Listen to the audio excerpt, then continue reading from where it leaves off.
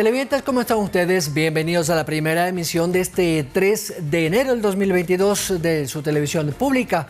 Esta emisión estelar se retransmite además de forma virtual a través de la página web de eltelegrafo.com.es. Revisaremos lo más importante de este primer día laborable del año en titulares.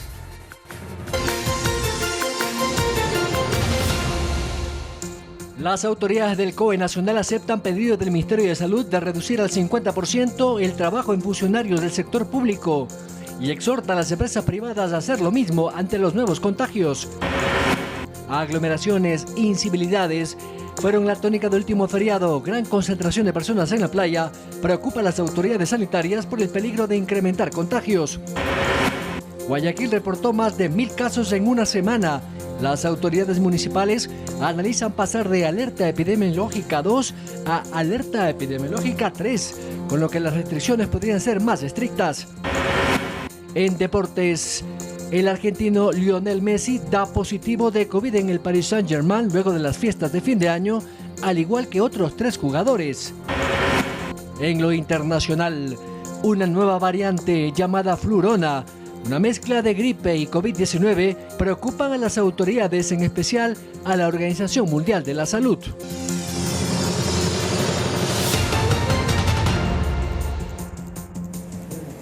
Iniciamos con la información. El presidente del Comité de Operaciones de Emergencia, Juan Zapata, dio a conocer el balance que realizó la institución después de los feriados de Navidad y fin de año, que significó que millones de personas se movilizaran alrededor del país. Al término de los feriados del 2021, el Comité de Operaciones de Emergencia Nacional dio a conocer la evaluación realizada por la institución respecto de la movilidad que representó las festividades de Navidad y fin de año. Según el comunicado del COE sobre las novedades ocurridas en el país durante el feriado de fin de año, se indica que se movilizaron más de 1.2 millones de personas a nivel nacional. 43.055 emergencias en Navidad versus 48.689 fin de año, hay un crecimiento del 13%. Pese a las recomendaciones de las autoridades respecto de mantener las medidas de bioseguridad por la pandemia, el EQ 911 reportó 914 aglomeraciones en todo el territorio. Quito con el 30% y Guayaquil con el 13% fueron las ciudades que más novedades de este tipo tuvieron. También se intervinieron 923 fiestas en Guayaquil y Santo Domingo de los Áchilas. Un dato que nos ha preocupado mucho es la violencia intrafamiliar. De 1.735 a 1.856 hay un crecimiento del 7%. En redes sociales se difundieron imágenes de aglomeraciones de personas en las playas, principalmente en el malecón de Salinas.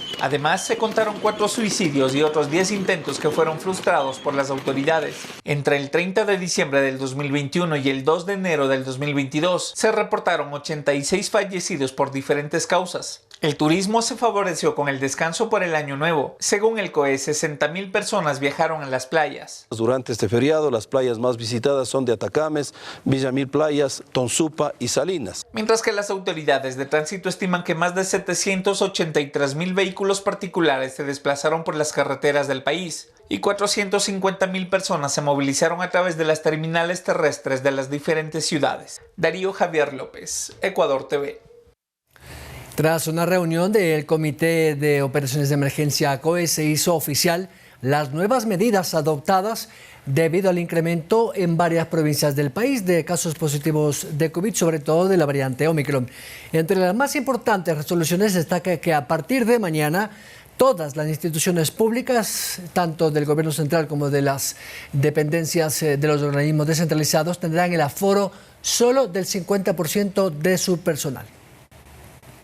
Decidieron por unanimidad acoger el pedido de la ministra de Salud Pública de reducir al 50% el aforo de los trabajadores en todas las instituciones del Estado. El Comité de Operaciones de Emergencia, en sesión realizada este lunes 3 de enero, tomó la decisión después de analizar el aumento de contagios en el país, por lo que también emitieron nuevas resoluciones. Esta medida inicia inmediatamente a partir del 4 de enero y tendrá vigencia hasta el 23 con las otras medidas que se han adoptado. Lo hacemos por responsabilidad, Debemos seguir atendiendo al público que merece nuestro respeto, pero también es importante que la bioseguridad nos acompañe a todos los ecuatorianos. El ministro de Trabajo pidió además que el sector privado también pueda adoptar la misma medida. Para cuidar la salud de nuestras familias y la salud de nuestros compañeros de trabajo. Según la ministra de Salud a nivel nacional, se han reportado un incremento semanal de casos positivos de 9.796 casos en las provincias de Guayas, Pichincha, Tungurahua y Pastaza. Por eso, las resoluciones del COE. Que se haga una priorización de teletrabajo a aquellas personas que tengan enfermedades agravantes que puedan complicarse cuando una persona se contagia de COVID. Entre las medidas tomadas por el Comité de Operaciones de Emergencia están la reducción del aforo al 50% en todas las dependencias públicas, reforzar los controles de bioseguridad en los trabajos y mantener áreas ventiladas, coordinar con empresas privadas para acelerar la colocación de refuerzos a la población, recomendar a empresas privadas a realizar las actividades con teletrabajo, en caso de no poder acoger esta sugerencia, implementar la doble jornada. La mayoría de los casos que se presentan en los lugares de trabajo son cuando se quitan la mascarilla, es decir, en la hora del almuerzo. Darío Javier López, Ecuador TV. En el mismo tema, Quito ha superado de largo los nuevos contagios y cifras en las 2 últimas semanas de diciembre. Según los datos epidemiológicos, la ciudad sigue con un alto nivel de contagios, con más de 1.000 casos entre el 20 y el 30 de diciembre. El número de pruebas diagnósticas son mínimas en función de los nuevos contagios, aseguran los expertos. La pandemia no da tregua. En septiembre eran 40 casos por semana en Quito, en octubre 100, en noviembre 400 y para diciembre subió a 500 infectados por semana en la capital, donde el 2022 inicia con filas de hasta 3 cuadras de personas sospechosas de infección que esperan para hacerse una prueba de COVID-19. O sea, de aquí estaremos saliendo a las 2, 3 de la tarde porque está demorando mucho. Si Dios permite sale positivo, he tenido mucho contacto con muchas personas. Me duele la garganta. Está con síntomas. En una hora que permanecimos en el hospital llegaron 500 personas para hacer fila y otras 200 esperaban al interior de las carpas de triaje realizándose el hisopado. Con la preocupación por la salud mía y de los demás. En otro hospital, en el Pablo Arturo Suárez, en las últimas semanas se triplicaron las camas destinadas a pacientes COVID. Automáticamente el Enrique Garcés abrirá unas camas de UCI. Si es que se llena también el Enrique Garcés, abrirá el Hospital de Calderón. La proyección que maneja el personal médico es que a finales de enero o primeras semanas del próximo mes, el sistema hospitalario en la capital podría colapsar. Y no tengamos ya más espacio y que la gente tenga que esperar en ambulancias, porque no va a haber ventiladores, no va a haber esa capacidad ya en el sistema. Ante el incremento de contagios, varias instituciones educativas de Quito suspendieron clases presenciales y retomaron nuevamente la virtualidad. Además, esta tarde el Ministerio de Educación dará rueda de prensa para conocer los detalles respecto a posibles nuevos aforos en las aulas. Centenas de guayaquileños hacen largas filas en los laboratorios privados para tomarse una prueba de antígenos o PCR y detectar si están contagiados o no. Las autoridades sanitarias recuerdan a los ciudadanos que si se presentan síntomas se debe realizar una prueba, pero evitar un pánico colectivo.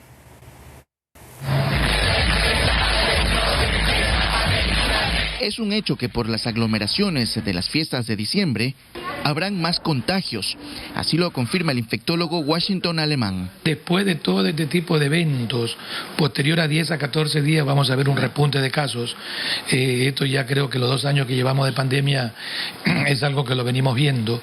Así que por ahora hay que prepararse. Ese patrón se ha repetido en el país luego de los feriados. ¡2021! ¡Lo vemos! Sin embargo, al tener la variante Omicron de forma comunitaria, muchos quieren saber si tienen o no el virus. Puedan hacerse las pruebas por prevención mismo para descartar cualquier anomalía y por sus propios familiares. Estamos haciendo la prueba porque queremos salir de una duda, ¿no? Entonces vamos a ver, ¿no? Pero eso tiene que parar a criterio de los doctores porque en este sitio usted puede contagiarse en caso de no tener el virus.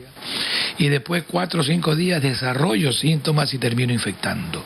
Por eso que lo que hemos dicho, que lo más importante no es correr a hacerse una prueba diagnóstica. Lo más importante es aislarse, evitar estar en contacto con gente vulnerable. Ahora, sobre la mezcla de gripe y COVID registrada en Israel, esto es algo que no debe asustar a los ecuatorianos. Florona no es más que un mío paciente tenga influenza y tiene COVID. Ya hemos tenido pacientes con COVID y dengue, ya hemos tenido pacientes con COVID e influenza A, que es lo que en este momento tenemos en la ciudad y en el país. Por eso los cuidados deben mantenerse y reforzarse en los próximos 7 días, porque tras las aglomeraciones, los doctores dicen que somos más vulnerables. Más de 1.000 nuevos contagios de coronavirus registró Guayaquil en los últimos 7 días del 2021, según los registros de la Dirección de Salud Municipal, lo cual impacta en la atención sanitaria hospitalaria y además en las clínicas. De seguir así, dicen que la ciudad podría pasar a alerta epidemiológica 3, que significa más restricciones. Casos nuevos, para que tengan idea, en la semana 49 tenemos alrededor de 540 casos nuevos y en la semana 52 tuvimos 1.710. La ocupación de camas UCI de 49 subió a 55 y la mortalidad de 14 personas subió a 35. Con esto nos estamos dando cuenta que los valores se han incrementado, era algo de esperarse. Todo esto viendo el resultado de lo que sucedió en el feriado anterior, no el del 31, sino el del 25 y 24 de diciembre. Adicional, tenemos que esperar qué es lo que va a suceder en estas 2 semanas. Que si continúa la desobediencia civil, podamos llegar al nivel de alerta 3. El tema es bastante grave, tenemos una cantidad muy alta de contagios, la velocidad muy alta de contagios. Por tanto, vamos a combinar esta semana a ciertos ministerios, porque no son competencias municipales, a realizar algunos cambios, entre ellas solicitar, por ejemplo, el teletrabajo en aquellos ámbitos en donde se pueda aplicar. Vamos a hacer algunos pedidos al Ministerio de Educación y al Ministerio de Salud en el sentido de ampliar el programa de vacunación a otros tipos de enfermedades respiratorias. Ya a partir de hoy arrancó la aplicación del refuerzo de la tercera dosis contra COVID a la población entre 50 y 59 años que hayan cumplido al menos 5 meses de la colocación del esquema completo. Además, el Ministerio de Salud ha dicho que también se pondrá un refuerzo a la población mayor de 18 años que también hayan cumplido 6 meses de su segunda dosis. A partir de este lunes 3 de enero, las personas entre 50 y 59 años podrán acceder a la dosis de refuerzo de la vacuna contra el COVID-19. Según la ministra de Salud, Jimena Garzón, los ciudadanos de este grupo etario deberán tener como mínimo 5 meses desde su última dosis. 27.905 y a partir de esta semana se vacunarán a las personas de 50 años en adelante que tengan 5 meses. Además, en la cuenta de Twitter del Ministerio informaron que también pueden acercarse las personas entre 18 y 49 años que hayan cumplido 6 meses desde su última vacuna. En cuanto al porcentaje de vacunación, la ministra informó que el grupo etario con el porcentaje de vacunación más bajo es el grupo escolar, que son de personas de 5 a los 17 años. Justamente el estrato de edad que menos vacunación tiene al momento en el Ecuador son niños entre 5 y 17 años. Ecuador sumó este domingo 704 nuevos casos de COVID-19. En el reporte epidemiológico del día de hoy hemos dado a conocer al COE Nacional un aumento semanal de 9.676 casos de COVID. En cuanto a la situación hospitalaria, el incremento de hospitalización refleja el incremento de casos por las aglomeraciones en las festividades de diciembre. Sin embargo, en su mayoría son personas con el esquema incompleto. Son aquellas que tienen esquemas de vacunación incompletas o que no tienen vacunación. El Ministerio de Salud actualizó los puntos de vacunación a nivel nacional. Para conocerlos, puede ingresar al link bit.ly/Centro Salud Vacuna COVID-19. Manuela Bedón, Ecuador TV. Y tras 6 meses de paralización de algunos servicios de atención al público en el Hospital de Especialidades de Portoviejo, en Manabí, debido a un incendio en esa casa de salud. Las áreas afectadas fueron rehabilitadas y ahora mismo están ya brindando atención a todo el cantón y por supuesto al resto de la provincia. El Hospital de Especialidades de Portoviejo amplía su balcón de servicios desde este 3 de enero del 2022. El área de hospitalización, emergencia, centro quirúrgico, la unidad de cuidados intensivos, entre otras, fueron activadas y puestas al servicio de la ciudadanía. Recordemos que las actividades fueron suspendidas tras el incendio en la casa de máquinas de esta casa de salud del 5 de julio del año pasado. Este día las autoridades del Ministerio de Salud hicieron un recorrido por el hospital para poder constatar la atención, el abastecimiento de insumos y de medicinas. Además, se revisaron los recursos de profesionales de la salud con el objetivo de garantizar a la población una atención segura, oportuna e integral. El hospital cuenta con 122 camas para atención a los usuarios. De este total, 60 corresponden a hospitalización, 19 a UCI, 28 a emergencias y 15 al área de recuperación. Darío Javier López, Ecuador TV.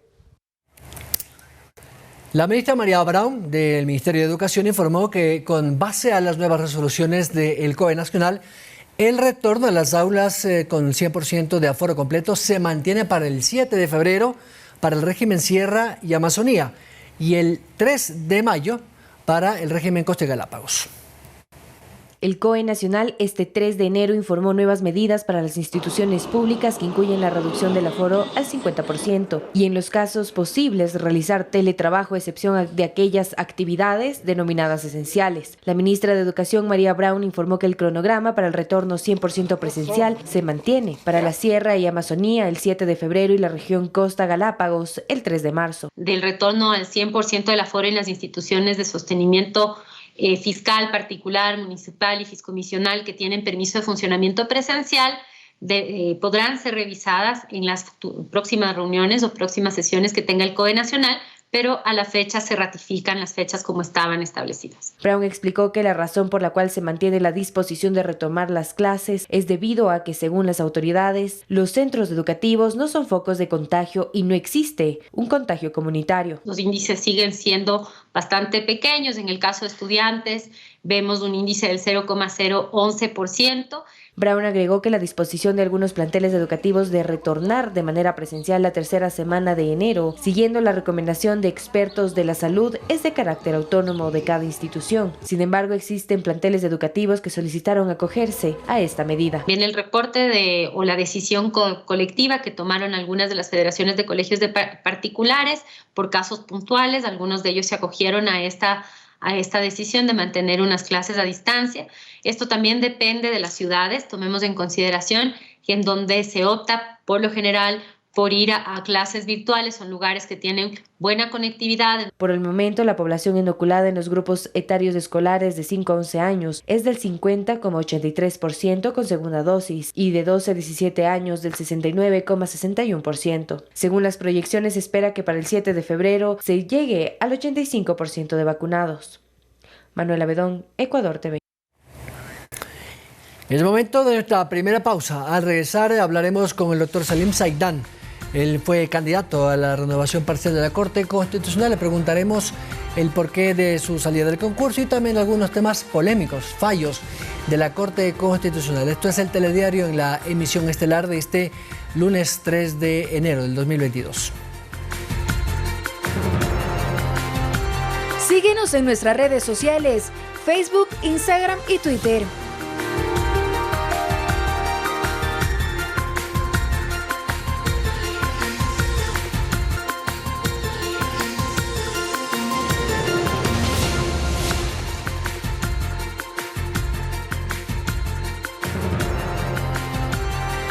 La renovación parcial de la Corte Constitucional es uno de los temas pendientes para este año, pero el concurso ha tenido algunos sinsabores, por ejemplo, la renuncia del doctor Rafael Oriarte, que era miembro de la comisión calificadora, por algunas observaciones de carácter técnico-jurídico, ha dicho Ollarte. Pero también ha llamado la atención la salida del concurso del doctor Salim Saidán, un conocido docente universitario y experto en Derecho Constitucional, que nos acompaña esta noche. Doctor Saidán, un gusto. Un feliz año. Muy buenas noches, estimado Byron. Un feliz año para todo el equipo de Telediario. Bueno, de las razones que usted había expuesto en alguna de sus redes sociales, decía que había ahí algunos temas un poco inconsecuentes o incoherentes, sobre todo en el proceso como tal. Pero también tenía que ver con alguna impugnación, entiendo, porque una de las delegadas de esta comisión de selección había dicho que usted podría tranquilamente haber apelado a aquella observación o oposición que habían presentado a su candidatura. ¿De qué se trata, doctor? Sí, efectivamente se presentaron 2 impugnaciones a mi candidatura, de 2 activistas feministas que básicamente cuestionaban mi supuesta falta de idoneidad y probidad en base a un proceso de visitas y a un supuesto caso de violencia contra la madre de mi hija, ¿sí? El segundo caso es conocido públicamente. Yo lo he expuesto en medios de comunicación, en redes sociales, cómo se dieron las circunstancias de ese caso, ¿no?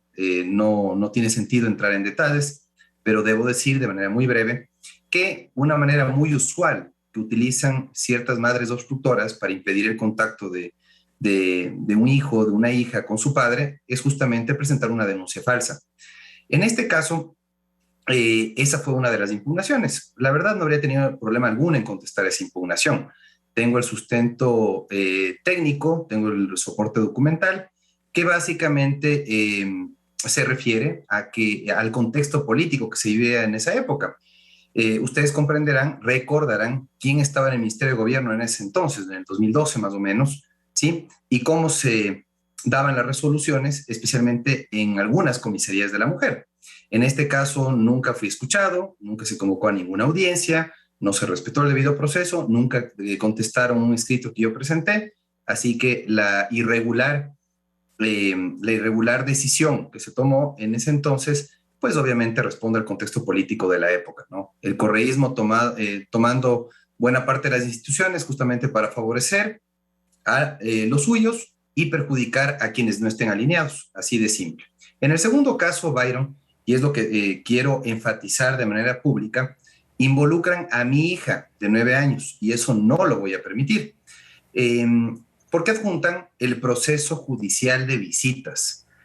Claro, mucha gente puede decir, pero es que es de libre acceso, se puede consultar fácilmente en el sistema. Claro, esa efectivamente es una de las penosas disposiciones de nuestro Código de la Niñez, que no resguarda el interés superior de los niños, al exponerlos justamente a que cualquier proceso judicial que involucre a los niños pueda ser de público conocimiento. Eso me parece que es una afectación a los niños, más que a los padres o a las madres. Y además de eso, yo no tengo por qué, o estas señoras no tienen por qué exponer a mi hija. Es un hecho que repudié la anterior semana y lo reitero, porque el impugnado tengo que ser yo. La afectada no puede ser mi hija. El interés superior de mi hija está por encima de cualquier fijación, odio o cualquier tipo de animadversión que tengan hacia mí ciertos grupos mal llamados feministas, ¿no? Porque el feminismo no es eso, ¿no? No es boicotear a cualquier persona que no comparta mis opiniones. El feminismo es la búsqueda de la igualdad, pero sin acabar con quien no comparte nuestras ideas, ¿no? Entonces yo veo con preocupación que en este país la forma antidemocrática con la que operan ciertos grupos autoidentificados como feministas es justamente el destruir, el desprestigiar, el acabar con la honra de ciertas personas que no comparten sus criterios. Y la segunda cuestión importante también en ese sentido es que un proceso judicial de visitas no tiene ninguna relación ni con la falta de probidad ni con la falta de idoneidad. ¿En qué se tenían que enfocar las impugnaciones? Está en curso de inhabilidades del candidato, no cumple requisitos. En eso se tenían que enfocar quienes impugnaban las candidaturas. Es curioso ver los 3 impugnados, Bárbara Terán, Jorge Sosa y quien les habla, ¿no? Que justamente hemos manifestado públicamente nuestros reparos a la forma como se promueven ciertas agendas feministas. Entonces llama la atención que justamente estén dirigidos a los 3 las impugnaciones. Pero más allá de eso, Byron, mi razón principal para la renuncia es porque yo considero que este concurso está absolutamente contaminado.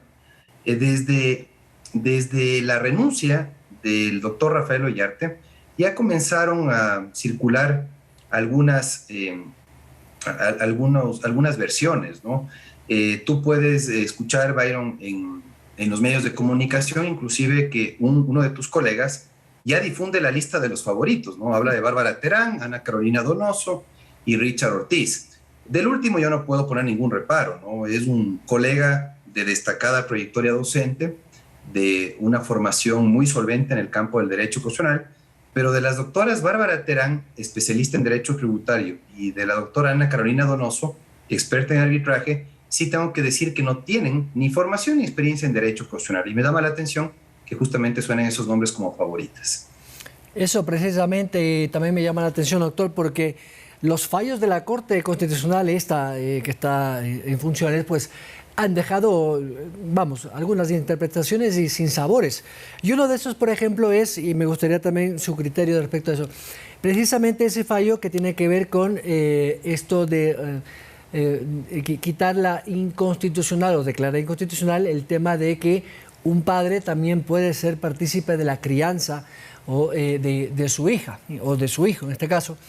Pero me preocupa que efectivamente estos fallos puedan ser, no sé si la palabra sea correcta, pero manoseados de alguna otra manera cuando ya vayan a la comisión respectiva, la Comisión de la Niñez.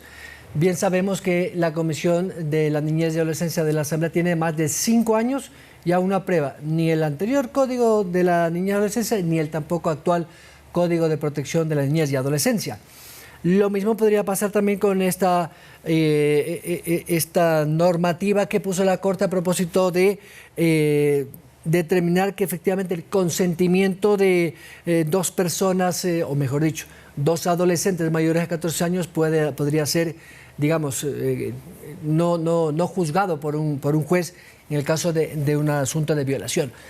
¿Por qué digo todo esto? Porque efectivamente estas resoluciones o sentencias de la Corte dejan muchas ventanas abiertas para la discrecionalidad. De allí creo que urge efectivamente que haya una renovación de verdad con juristas probos de la Corte Constitucional.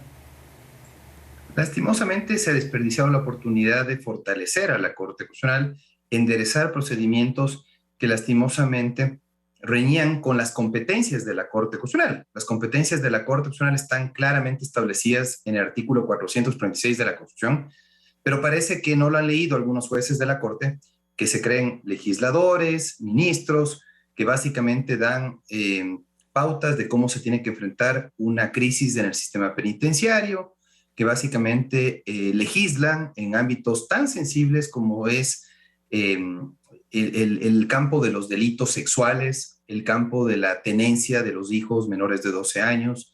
A mí me preocupa mucho que la Corte haya entrado en estos ámbitos legislativos que tienen que deliberarse, aprobarse en el seno de la Asamblea Nacional, máximo órgano de representación del Estado, ¿no?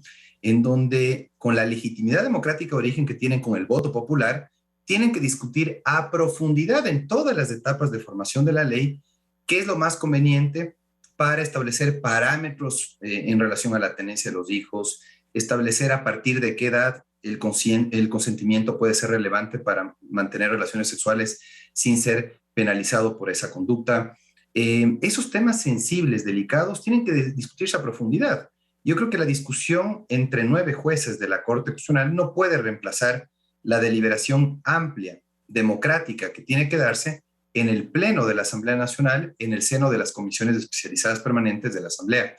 Veo con muchísima preocupación que ya se ha vuelto costumbre que la Corte Constitucional expida parámetros para la tenencia, parámetros para establecer cuándo un consentimiento está viciado, cuándo el consentimiento es relevante en relaciones sexuales. Inclusive, yo he visto con preocupación que en el caso del aborto por violación, a pesar de que le piden a la Defensoría del Pueblo que presente un proyecto a la Asamblea Nacional, ya la Corte Constitucional se adelanta a legislar. Me parece muy preocupante aquello, y era necesario que la Corte Constitucional pueda contar con jueces más equilibrados, independientes, imparciales, probos, que no vayan a defender causas en la Corte Constitucional, porque yo veo con mucho pesar que hay algunos jueces que no comprenden que la Corte Constitucional no puede actuar como una ONG. no puede tomar partido por ciertas causas. Tiene que ser muy equilibrada al conocer los casos, escuchar ambas partes, revisar las pruebas y resolver en base a los méritos del proceso, no a lo que ellos consideran que es justo. Entonces, es muy preocupante el momento que vive la Corte Constitucional, a pesar de que en ciertos círculos se defienda la Corte, inclusive identificándola como Corte de lujo.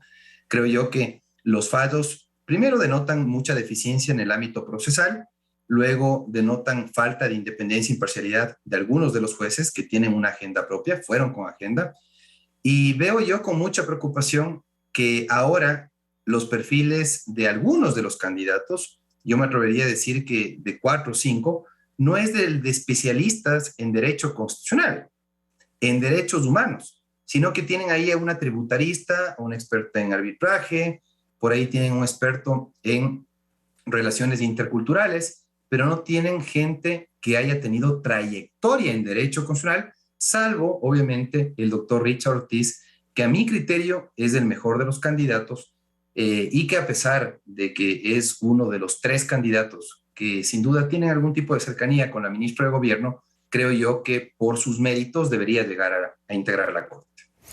Doctor, la verdad que nos queda ese sinsabor de que efectivamente haya una Corte no solo independiente, sino técnica, con esos argumentos jurídicos que usted ha dado. Ojalá, porque el país requiere efectivamente una justicia constitucional a la altura de las circunstancias. Estaremos atentos. Muchas gracias, doctor Salim Saidán. Sí, yo creo que hay que estar vigilante sobre todo a las actuaciones de la presidenta de la Comisión Calificadora. Ella ha subestimado los motivos de mi denuncia y de mi denuncia y de mi renuncia. Yo creo que sobre todo ella tendrá que darle explicaciones a la ciudadanía de si tiene o no algún tipo de relación de amistad con la doctora Ana Carolina Donoso, con quienes fueron árbitras de la Cámara de Comercio de Quito, y con la doctora Bárbara Terán. Ella será la que tiene que explicar si es que tiene alguna relación de amistad. Y si ella lo acepta, lo reconoce, tendrá que excusarse. El doctor Neira, igualmente, si es que tiene algún tipo de cercanía con alguno de los candidatos, pues será mejor que se excuse de evaluarlo. Yo creo que la ciudadanía tiene que interesarse más en este proceso y sobre todo exigirle más a la Comisión Calificadora, estar vigilante de que sea transparente la actuación de la comisión y que no se favorezcan a ciertos candidatos cercanos al poder de turno. Entonces, muchas gracias.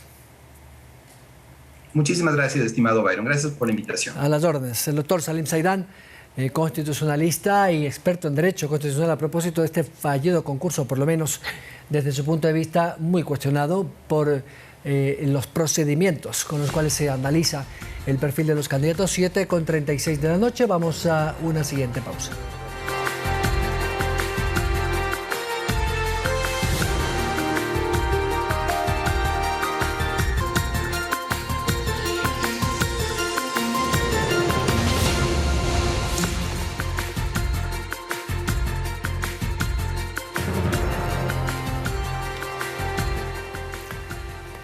Siete de la noche con 39 minutos. Continuamos informando, y es que el presidente de la República posesionó hace pocas horas al flamante nuevo canciller. Se trata de Juan Carlos Holguín, que se había desempeñado como embajador itinerante ad honorem del gobierno del presidente Lasso desde el pasado mes de mayo, en reemplazo del entonces canciller Mauricio Montalvo, que según ha dicho el presidente de la República cumplirá con otras misiones diplomáticas, y por supuesto también ha agradecido su participación en el gabinete y ha sido condecorada con una de las medallas al gran mérito por su desempeño al frente de la cartera de Estado. Este cambio de ministro de Relaciones Exteriores se da básicamente porque el presidente quiere impulsar los nuevos mercados y nuevos negocios a través de una política de puertas abiertas, como ha dicho en su eslogan, más Ecuador al mundo y más mundo en el Ecuador. Y desde esa óptica, Juan Carlos Holguín es el perfil que, de acuerdo al presidente, lo dice. Escuchamos parte de lo que ha dicho el mandatario. Tan delicado como urgente, del que salimos airosos gracias a este esfuerzo. Ese intenso trabajo nos permitió tener las dosis para cumplir nuestro ambicioso plan de vacunación, y hoy el Ecuador está entre los 10 países que más han vacunado a sus poblaciones. Juan Carlos, representa el rostro de este nuevo Ecuador abierto al mundo. La Cancillería se ha desempeñado con solvencia en temas de cooperación internacional, relaciones bilaterales, migración, ambiente, y también para buscar oportunidades de negocios en el extranjero, en coordinación con el Ministerio de Producción, Comercio Exterior, Inversión y Pesca, en la búsqueda de tratados de libre comercio. En seguimiento de sus instrucciones, promoveré el avance y concreción de acuerdos comerciales con la mayor cantidad de países, pues es el camino cierto para promover nuestras exportaciones y generar empleos de calidad para los ecuatorianos. Por eso, apoyaremos desde la Cancillería la búsqueda y atracción de inversión extranjera y de un país conectado en sus rutas aéreas, marítimas y terrestres con nuestra región y con el mundo. Hoy somos país receptor de migrantes y su compromiso, señor presidente, de regularizar a quienes han decidido afincarse en el Ecuador nos obliga, por las tragedias que viven ellos en cada uno de sus países, a regularizarlos con inmediatez.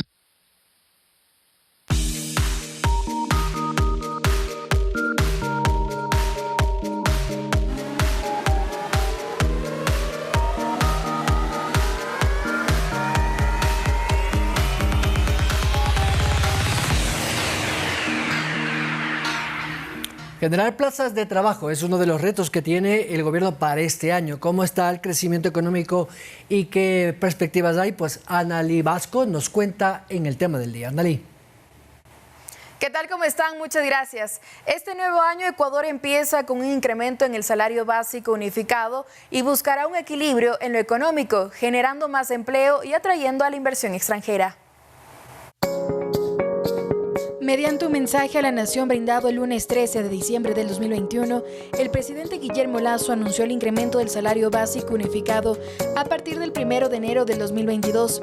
El nuevo salario es de $425 y con esto el primer mandatario aseguró que la reforma tributaria que entró en vigencia por Ministerio de la Ley beneficiará al 97% de la población. Mientras más consumo existe en la economía, vía este incremento salarial de estos $25 que ha estipulado el presidente Lasso, la economía pues tenderá a que se reactive, ¿no? De cierta manera, ¿no? Que está en este año, pues lamentablemente no ha sido una reactivación muy fuerte del aparato productivo ecuatoriano y estos $25 en algo pues contribuirán a aquello, ¿no? El Banco Central del Ecuador espera que el país crezca 2.54% en este 2022, una tasa que se ubicaría en el promedio de otras proyecciones.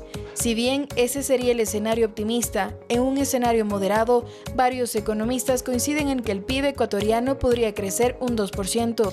En el 2020, Ecuador registró su peor caída, con una contracción del PIB de menos 7.8%, la más grande de su historia. Por ello, volver a los niveles prepandemia se torna una tarea compleja, pero no imposible.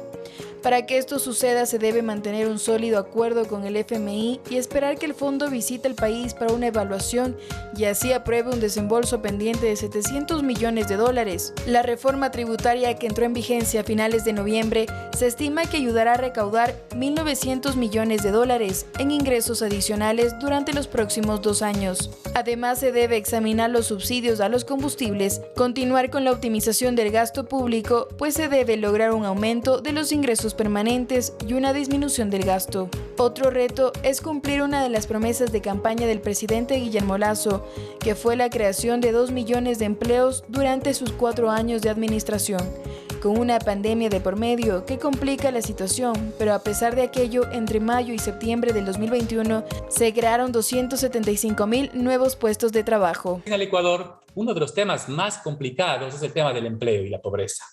Únicamente en el Ecuador, de acuerdo al último dato del INEC, 33,7 de cada 100 ecuatorianos tienen un empleo pleno.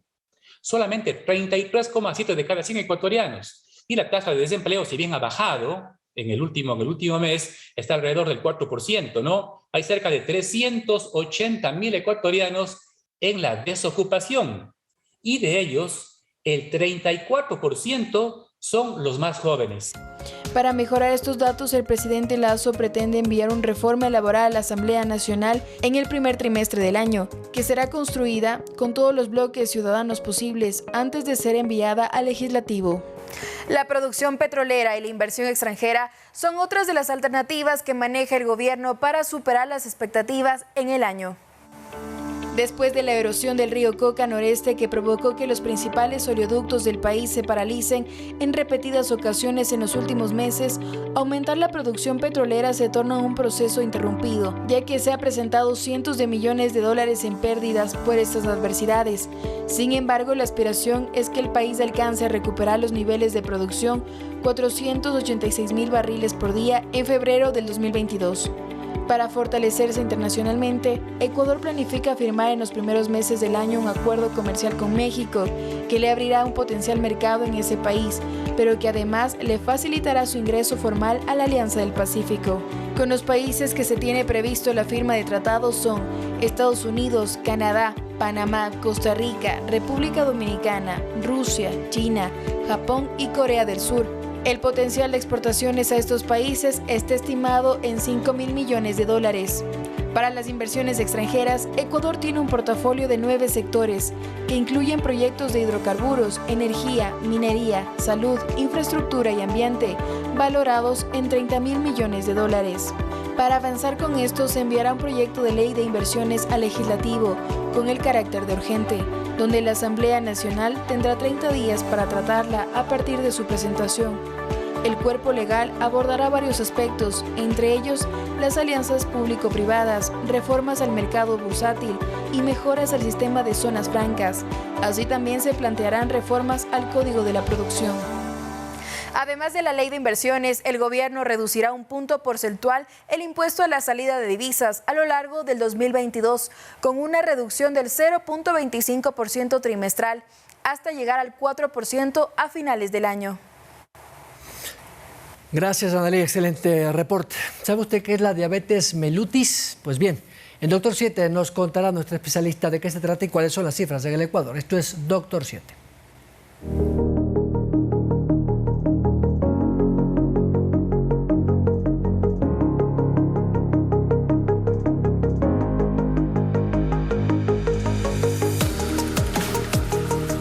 Hola amigas y amigos, es para mí un placer darles la bienvenida a su segmento Dr. 7. En esta semana hablaremos y compartiremos información importante sobre una de las enfermedades más frecuentes en el Ecuador, la diabetes. Soy su amigo el doctor Carlos Nieto, médico internista, y le invito a que nos acompañen para que tú y tu familia sean los que protejan su salud. La diabetes es una enfermedad metabólica crónica caracterizada por niveles elevados de azúcar en la sangre, llamada glucosa, que con los años causan muchos daños graves sobre el corazón, los vasos sanguíneos, los ojos, los riñones y los nervios. La más común es la diabetes de tipo 2, generalmente que se da en adultos. Ocurre cuando el cuerpo se vuelve resistente a la insulina producida por el páncreas o esta no la produce de manera suficiente. En los últimos 30 años, el número de personas con diabetes tipo 2 ha incrementado en todos los países independientemente de su nivel de ingresos. La diabetes de tipo 1 es menos frecuente, alguna vez se la conoció como diabetes juvenil, se llama también diabetes insulino dependiente porque el páncreas produce poca o ninguna cantidad de la insulina. Existe un objetivo mundial para detener el aumento tanto de la diabetes y la obesidad hacia el 2025. Y se estima que 62 millones de personas en América viven con diabetes de tipo 2 y este número se ha triplicado desde 1980. Además, se estima que 109 millones de pacientes la van a padecer para el 2040. El aumento es mayor en países de ingresos bajos y medianos y en Ecuador 2 de cada 10 pacientes tienen diabetes y muchos de ellos lo sospechan pero no lo saben. La diabetes mal controlada es una de las principales causas de ceguera, insuficiencia renal, ataques cardíacos, derrames cerebrales y amputación de miembros inferiores. Además, estos pacientes tienen mayor riesgo de presentar enfermedades cardiovasculares y tuberculosis. El sobrepeso y la obesidad, así como la inactividad física, son los principales factores de riesgo y la cantidad de personas con sobrepeso en Latinoamérica fue el doble a la de todo el mundo, porque 8 de cada 10 adolescentes son sedentarios o no hacen ningún tipo de actividad física. La diabetes se puede prevenir, diagnosticar a tiempo, tratar de manera adecuada y sus consecuencias se pueden evitar o retrasar el mayor tiempo posible con dieta, actividad física, medicación, exámenes y tratamientos adecuados. Por eso, les invito a ser parte de esta revisión de lo más importante de lo que tú y tu familia deben conocer sobre la diabetes. Les invito a que nos acompañen el día de mañana en un nuevo segmento de Doctor 7, porque estamos atentos a tu salud.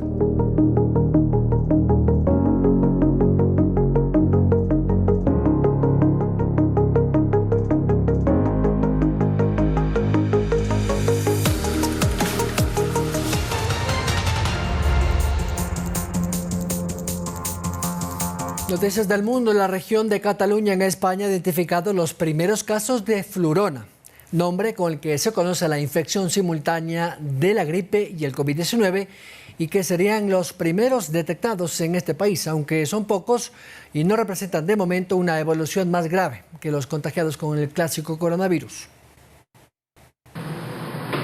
Le llaman flurona por la combinación de los nombres de los virus en inglés, flu y coronavirus. Es así como se empieza a conocer la coinfección de gripe y COVID a la vez. En Israel y España ya se registran los primeros casos, pero los expertos piden calma, ya que afirman que una doble infección no implica más gravedad. Incluso algunos interpretan la convivencia de los dos virus como un debilitamiento del que causa el COVID-19. En la coinfección el paciente no va a notar nada distinto al que tiene una infección por un solo virus. Es una buena noticia. Durante toda la pandemia fue el dominante y no dejó circular a los otros virus.